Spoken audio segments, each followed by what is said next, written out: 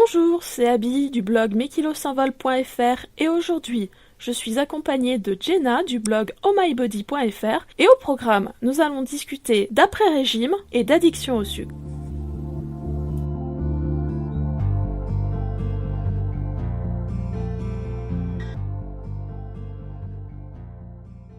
Jenna, bonjour, tu es l'auteur du blog ohmybody.fr et est-ce que tu peux te présenter pour les auditeurs qui ne te connaissent pas encore? Bonjour Abby, je suis bien contente d'avoir cette conversation avec toi. Alors oui, moi j'ai un blog qui s'appelle ohmybody.fr et qui est concentré un petit peu sur la thématique de l'addiction au sucre.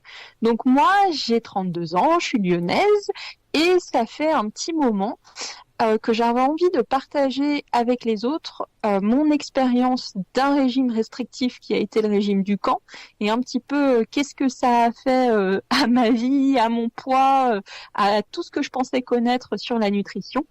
Et après, et c'est pour ça surtout que j'ai orienté mon blog sur l'addiction au sucre, comment est-ce que ce régime, il a développé un vrai problème comportemental avec le sucré et comment est-ce que je m'en suis sortie depuis.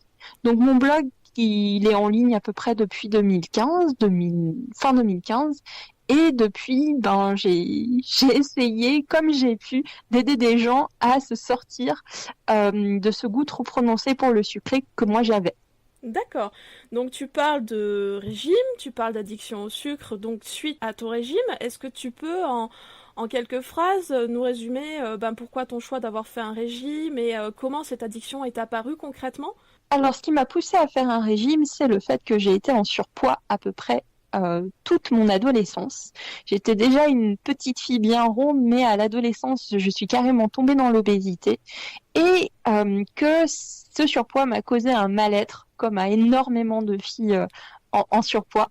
Et qu'un beau jour, je me suis dit qu'il fallait vraiment que je fasse quelque chose. Et comment j'en suis arrivée au régime? C'est une amie, en fait, qui a commencé sur le régime du camp et qui m'a dit que vraiment c'était quelque chose qui était pas mal, qui elle l'aidait beaucoup et que moi qui n'avais jamais fait un régime de ma vie, et ben celui-là c'était peut-être le bon pour tester parce qu'il marchait vraiment. Alors il m'en a pas fallu beaucoup plus qu'on me dise que c'était un régime qui marchait vraiment et en plus le propre du régime du camp c'est un régime qui dit qu'on a le droit de manger que certains types d'aliments mais à volonté. Et moi le fait de pouvoir manger à volonté, c'était vraiment quelque chose qui me rassurait et qui a fait que j'ai commencé ce régime et qu'en effet, je l'ai tenu pendant 9 mois. Après, sur l'addiction au sucre, alors il faut savoir que le régime du camp, à l'époque, parce que je ne sais pas si ça n'a pas un petit peu changé depuis, parce que moi, j'ai fait en 2010, c'était un régime qui permettait tout ce qui était édulcorant. Il n'y avait pas du tout de négation ou de négatif sur le goût sucré. Donc c'est un régime qui interdisait tous les vrais sucres, hein, de toute façon comme beaucoup de régimes, et même les fruits. Ça allait jusqu'à dire que si on consommait des fruits, on allait consommer trop de sucre, il fallait vraiment gommer tout ça. Mais par contre, les édulcorants, c'était à volonté. Ce qui fait qu'on pouvait boire du Coca zéro comme on voulait et qu'on pouvait se faire des desserts comme on voulait.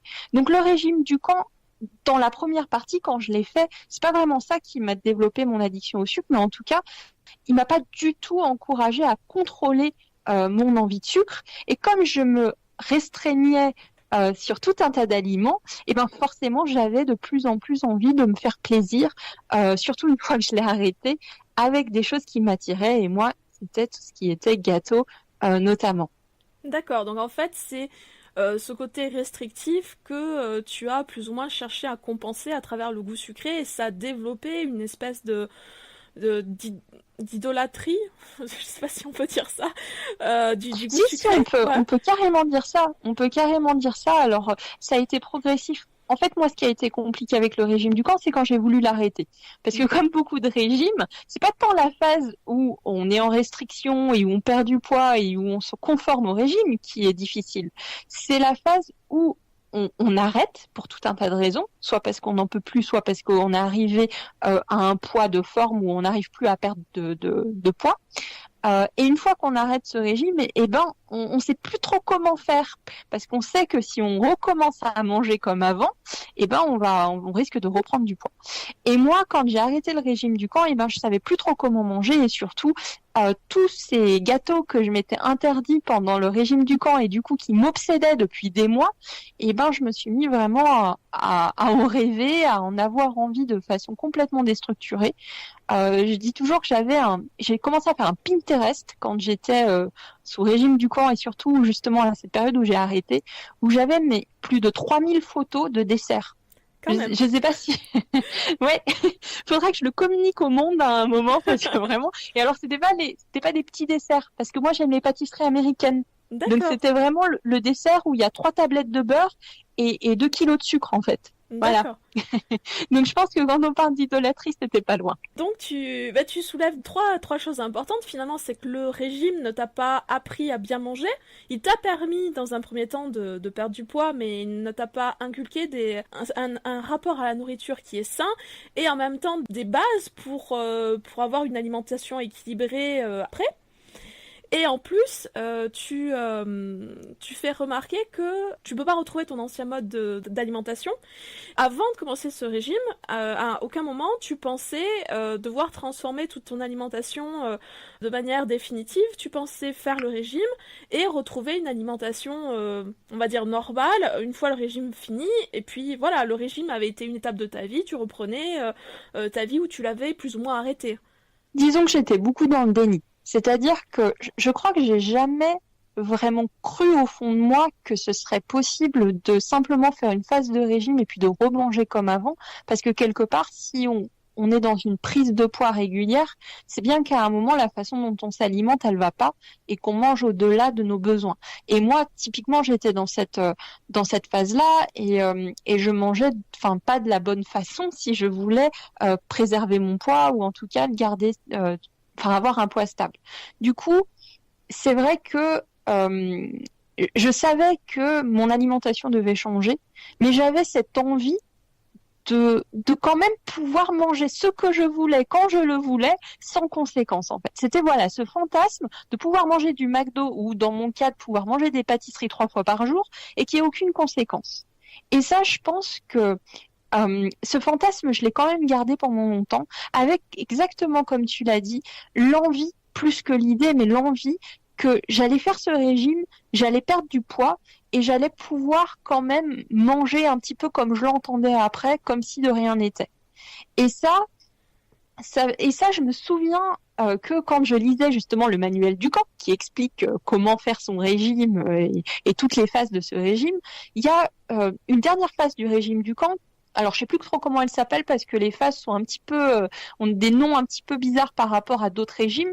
Mais on va dire la phase de stabilisation pour lui, c'est justement une phase où on va manger que des protéines un jour dans la semaine à vie.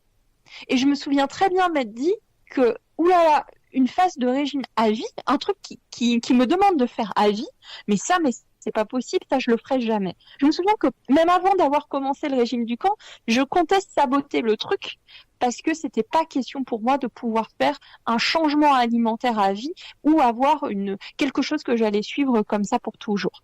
Et ça, je pense que c'était la première erreur et l'erreur fondamentale qui a fait que de toute façon, j'allais vers des problèmes après parce que ce que maintenant j'ai compris, c'est que si on veut pouvoir perdre du poids, mais en tout cas préserver son poids et sa santé, et ben ouais, on n'a pas le choix. Les changements alimentaires, ils doivent se faire à vie. Alors c'est pas forcément qu'il faut manger des protéines pendant toute une journée dans la semaine, toute sa vie, mais en tout cas c'est qu'il y a des choses qu'on doit changer de façon définitive.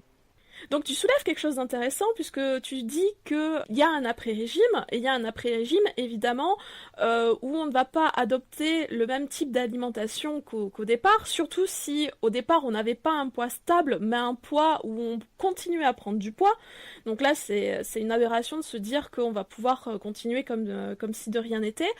Mais moi je vais rebondir sur cette phase de stabilisation à vie parce que je pense sincèrement, c'est un avis personnel, je ne sais pas à quel point il est juste et justifié, mais si on doit se restreindre une journée par semaine ou vraiment faire attention à vie, en fait, on n'est jamais sorti du régime. Pour moi, un régime, entre guillemets, qui va marcher, c'est un régime qui va nous réconcilier avec notre façon de se nourrir.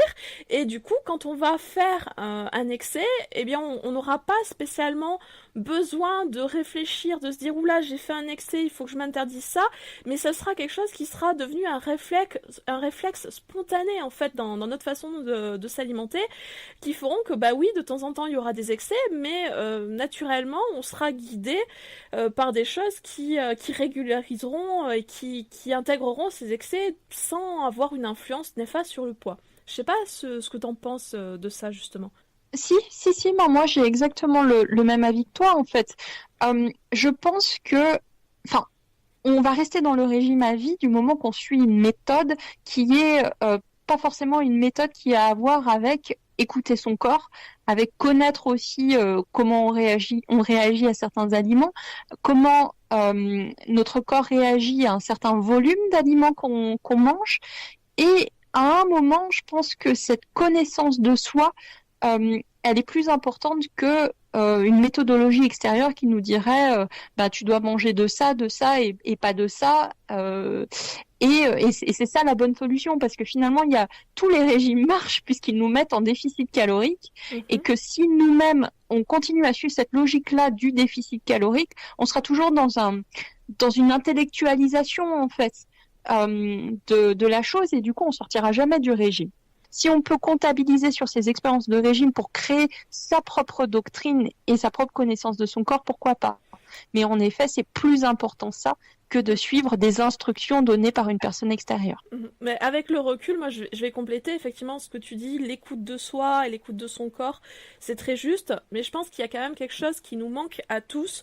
Or, personne dans le domaine dont c'est la spécialité professionnelle, c'est savoir qu'est-ce que réellement notre corps a besoin et qu'est-ce que une nourriture saine en termes de protéines, de fibres, de vitamines. Je m'aperçois les quelques bases que j'ai pu avoir au collège, par exemple, avec des interventions de diététiciennes des fois pendant les cours, ont énormément changé par rapport aux recommandations nutritionnelles qu'on peut avoir aujourd'hui. Et je me dis que on peut écouter son corps, donc c'est déjà pour moi un pas énorme, mais qu'on a quand même besoin d'un minimum de connaissances pour pouvoir justement faire que son corps, non seulement on va être bien dans son alimentation, mais en plus l'alimentation va être une alimentation santé. Voilà, donc ça c'est ma petite parenthèse, enfin je pense que c'est le petit détail qui nous manque plus ou moins de manière générale, et que les régimes finalement n'inculquent pas, puisque comme tu le dis, c'est une méthode extérieure qu'on doit suivre à la lettre, et puis après, au revoir, merci, et si on le suit de manière un petit peu passive, on n'a vraiment rien appris, rien développé suite à ça. Exactement. Et tu nous parles donc du coup de cette période de régime, tu nous parles que l'après-régime a été difficile, puisqu'il y a eu l'émergence d'une addiction au sucre. Où est-ce que tu en es aujourd'hui? Alors aujourd'hui, je peux dire que je m'en suis sortie à 90%. Je dis jamais que je me suis sortie de l'addiction au sucre complètement, parce que c'est encore quelque chose qui fait partie de mon identité en fait, presque. Ça, c'est une donnée que j'ai pas encore vraiment abordée sur mon propre blog, mais c'est le fait que les gens me connaissent comme cette personne qui aime le sucré, qui est addict au sucré, qui vraiment a ça dans son identité. Et je pense que c'est cette partie-là encore qui m'a jamais quittée et qui fait que c'est encore difficile pour moi de pas faire des petites blagues sur les gâteaux quand j'en vois avec mes copines, de pas en prendre quand j'en suis en société, même si j'en ai moins envie qu'avant. Mais en tout cas, sur le concept même de l'addiction, c'est-à-dire sur la perte de contrôle que j'avais par rapport au sucré, j'ai vraiment fait un énorme travail et d'énormes progrès. Et là, je peux dire que je m'en suis sortie. Voilà, je vais pas avoir des réflexes malsains comme j'ai pu en avoir par le passé. Je suis sortie des troubles du comportement alimentaire, ça a été ma plus grande victoire. Pour moi, ça a vraiment été une grande victoire. Et du coup, voilà, par rapport à l'addiction au sucre, c'est quelque chose qui est maintenant derrière moi à 90%. Et c'est tout ce travail que j'essaye de partager avec les gens, parce que c'est pas facile. C'est vraiment pas facile. C'est quelque chose qui peut être handicapant. En médecine ou en psychiatrie, c'est pas du tout reconnu comme une addiction. Et pourtant, moi, je défends le fait que c'est handicapant au quotidien, parce que moi, ça a été vraiment quelque chose que je mets sur le même plan qu'un trouble du comportement alimentaire. C'est-à-dire que ça m'empêchait de travailler correctement. Parce que au sein de mon travail, dès que je savais qu'il y avait un buffet, par exemple, qui était en préparation ou qui allait avoir de la nourriture et notamment des gâteaux à disposition, j'étais complètement déconcentrée, j'étais paniquée, j'étais focalisée là-dessus en fait. Moi, j'ai pas une philosophie de zéro sucre. C'est-à-dire que moi, dans ma philosophie, c'est de retrouver un contrôle par rapport au sucré, de mettre les gens en garde sur le fait que le sucre, addictif ou pas, consommé en trop grande quantité, il est mauvais pour la santé. Et que du coup, il faut s'en préoccuper, même si on n'a pas l'impression d'être un accro au sucre, et peut-être se préoccuper du fait qu'il y en a partout dans toute notre alimentation moderne, alors qu'on n'en a pas vraiment conscience, mais pas forcément d'essayer de se couper du goût sucré complètement, parce que ça reste quelque chose qui est ancré en nous, et ça reste quelque chose culturellement est ancré en nous. Et du coup, est-ce que dans ton parcours, il y a un conseil que tu aurais aimé recevoir justement avant de te lancer peut-être dans l'aventure ou pour t'aider à passer ce cap de l'addiction au sucre? Quel est le conseil que tu voudrais donner à ton toi du passé si tu en avais l'opportunité et qui du coup pourrait potentiellement aider d'autres personnes? Alors, il y a deux conseils. Il y en a un, on me l'avait donné en fait ce conseil. Le problème, c'est toujours pareil. On peut te donner un super conseil, mais après, il faut le mettre en application et l'écouter.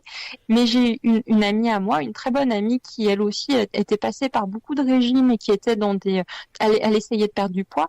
Et elle avait déjà réussi, elle, à perdre du poids en voyant une diététicienne plusieurs fois, mais à chaque fois, elle avait un peu repris au-delà de ce qu'elle avait perdu. Et cette amie, elle m'avait dit, tu verras, le problème, ce sera de t'arrêter à temps. C'est-à-dire, tu vas faire ton régime, ok, tu vas perdre du poids, mais tu verras, tu voudras toujours aller plus loin. C'est-à-dire que ton régime, ils vont te dire, voilà, mademoiselle, votre poids de forme, c'est 70 kilos. Bon, à l'époque, c'était ça. Elle m'avait dit, tu verras, une fois que tu feras 70 kilos, ça sera pas suffisant. Tu voudras toujours aller plus loin. Parce que c'est bien le problème de faire un régime dans le sens de mesurer son poids avec une balance. Et plutôt que de vouloir, on va dire, atteindre une silhouette spécifique, plutôt être sûr, je veux atteindre un certain chiffre sur la balance, le fait est que quand on atteint ce chiffre, eh ben, on n'est pas forcément content, en fait.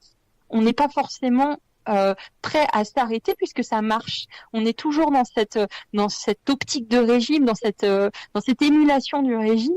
Et du coup, quand on atteint ce poids qu'on s'était fixé, on veut toujours aller plus bas, on n'est pas satisfait. Et le problème, c'est que quand on dépasse, quand on va plus bas que ce poids qu'on nous avait dit, eh ben c'est là que tous les radars et les alarmes de notre corps s'activent et qu'on se met de plus en plus en danger de reprendre tout le poids perdu, voire plus encore. Et donc à l'époque, voilà, cette copine m'avait dit vraiment fais attention, tu verras. S'ils t'ont dit qu'il faut que tu t'arrêtes à 70, eh ben arrête-toi à 70 et mets tous tes efforts à stabiliser ce poids, quitte à après essayer de faire un nouveau palier et de reperdre du poids derrière. Et je l'ai pas écouté. D'accord. C'est-à-dire que moi, ils m'ont dit 70 et tout de suite, je me suis dit, c'est ça, ouais, 70, moi, je vais aller en dessous de 70 parce que psychologiquement, c'était quelque chose qui était important pour moi à l'époque parce que j'avais jamais fait, en fait, moins de 70 kilos aussi longtemps que je me souvienne depuis mon adolescence. Et en effet, quand j'ai atteint 70 kilos, déjà, j'ai voulu aller plus loin parce que du départ, je m'étais dit que j'allais aller plus loin. Mais en plus, moi, j'avais l'impression que j'étais encore trop grosse. Voilà. C'était jamais assez pour moi. Donc, premier conseil que je donnerais, c'est ce même conseil qu'on m'avait donné, mais que j'étais pas en capacité d'entendre à l'époque. C'était qu'à un moment, on n'est pas obligé d'aller sur une ligne droite quand on perd du poids. On peut très bien passer par palier, on peut très bien stabiliser et recommencer à perdre un petit peu plus tard quand justement on a stabilisé ce poids et qu'on a un petit peu réduit le risque que notre corps se rebelle et qu'on reprenne beaucoup de poids. Ça, c'est un conseil surtout pour les filles qui font des régimes parce que justement elles perdent souvent très vite et elles sont en danger que leur corps se rebelle. Voilà, ça c'est vraiment le premier conseil. Et le deuxième conseil, c'est quelque chose que je me suis dit trop tard. C'était que on arrivait à la boulimie quand j'avais perdu du poids, mais que je voulais absolument ne pas regrossir et que j'étais dans cet enfer des troubles du comportement alimentaire, c'était de me dire que ça en vaut pas la peine en fait. Me rendre malade à proprement parler et en arriver là pour une envie esthétique, parce que moi, quand j'ai développé mon trouble de boulimie, j'étais sortie de l'obésité, donc c'était plus du tout une affaire de santé, mais c'était vraiment une affaire d'esthétique. Et ben, ça en valait pas la peine. Me faire du mal comme ça, c'était pas, c'est ça, la différence sur mon corps entre les 70 kilos que je pesais quand j'ai fini mon régime, la phase dure du camp, et on va dire les 65 que je faisais au moment où j'étais boulimique, franchement, tout ça pour ça, ça en valait pas la peine. S'il y a une chose supplémentaire que je peux dire, et c'est un petit peu connexe avec cette histoire de attention au fait de vouloir toujours aller plus bas quand on fait un régime, c'est que le régime souvent est lié quand même à une obsession de la balance et à comment on peut dire, une conception de la perte de poids qui est vraiment celle du poids justement, de combien de kilos je fais et l'importance qu'on donne au combien de kilos je fais. Et ça, je pense qu'il faut faire attention. Et pour moi, il y a deux échelles différentes. Il y a l'échelle de l'obésité qui fait que, en effet, quand on est obèse, on est dans une catégorie de personnes à risque par rapport à un certain nombre de troubles physiques, de troubles cardiaques, de troubles de diabète, de troubles de cholestérol. Et ça, c'est important. Il ne faut pas se voiler la face quand on est dans cette catégorie-là d'obésité parce qu'en effet, son poids est bien trop important pour que son corps fonctionne bien. Et quand on est dans cet état-là, ok, le poids est important, mais après tout le reste, la question esthétique, elle se mesure pas forcément en termes de poids sur la balance. Et moi, je l'ai vraiment vécu quand, parce que je disais plus tôt, c'est-à-dire j'ai atteint 70 kilos et je me trouvais encore super grosse. Pourquoi ? Parce que finalement, ce chiffre sur la balance, il correspondait à rien en termes de silhouette et de forme de mon corps. Mais voilà, c'est pour dire que attention de ne pas tout focaliser sur le chiffre sur la balance. Attention, ça, les régimes vous encouragent à le faire. Forcément, c'est marketing, ils travaillent là-dessus, alors que votre silhouette est tout à fait importante aussi et que si vous comptez perdre du poids mais ressembler à ces filles d'Instagram que vous voyez, eh ben ça marchera pas parce que elles, c'est pas leur poids qu'elles travaillent, mais c'est leur silhouette.